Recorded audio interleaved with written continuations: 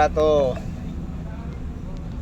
Media દ્વારા અને પત્રકાર ભાઈઓને અભિનંદન દઉં છું કે ગૌચર માટે અને ગાય માતા માટે જે સત્ય બહાર લઈ આવતા હોય તો મીડિયાવાળા અને પેપરવાળા વધારે પડતા આમાં મહેનત એમની હોય છે.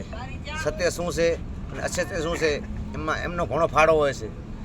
બીજા નંબરમાં જે રામબાવને ગૌચર અને કચ્છ જિલ્લાની અંદર ગૌચરની અંદર જો રામબાવની ગૌચર એ લોકો નથી કરતા એનું કારણ એ એમને ડર લાગી રહ્યો કે બધે આવું જાગશે.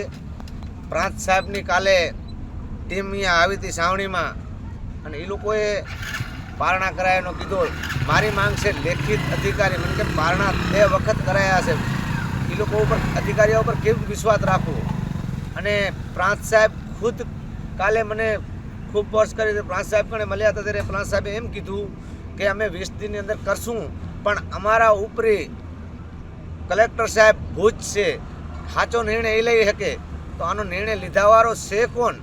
અને મને પણ કાંઈ પણ થયું તો કચ્છ વહીવટીતંત્ર ટોટલ જવાબદાર છે. મારા પરિવારનો જે કાંઈ પણ અકસ્માત થાય કે હાલ ઘડી જ્યાં સુધી બેઠો એનો જવાબદારી હું જ્યાં સુધી ગૌચર ખાલી નહીં થાય ત્યાં સુધી કોઈ પારણા કરવામાં આવતા નથી. કરીશ નહીં અને કરીશ ત્યારે અમારા જે મને જેને સપોર્ટ દીધો છે આમ આદમી પાર્ટીવાળા દીધા છે, બીજા પક્ષે દીધો છે, એ ગૌચર બારામાં દીધો છે, કોઈ પક્ષી નહીં. મને ગૌચર બારામાં સાથ દીધો છે. એ લોકોની વચ્ચે પારણા થશે અને અધિકારીની લેખિત દેશે તો જ હું પારણા કરીશ. નકા મને કાંઈ થાય એના જવાબદાર એ છે. મારો કાલ સવારે અહીંયા મૃત્યુ થાય તો એના જવાબદાર કચ્છ વહીવટીતંત્ર રહેશે.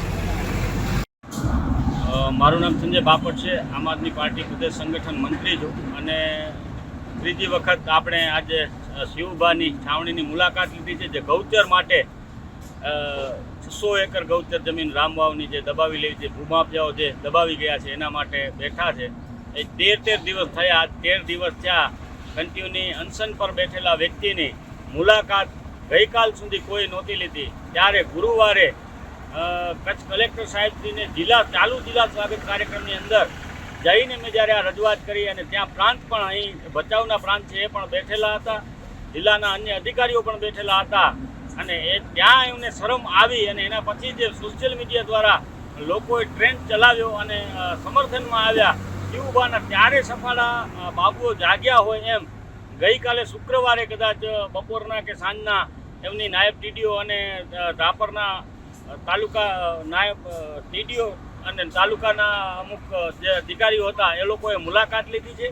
અને ગઈકાલે એમને પ્રાંત અધિકારીશ્રીએ પણ અહીં પોતે આવવાની તસ્દી ન લેતા અનશન કરી રહેલા 13 દિવસથી અનશન કરી રહેલા વ્યક્તિને બળજબરીપૂર્વક એમની ચેમ્બરમાં બોલાવવામાં આવે છે.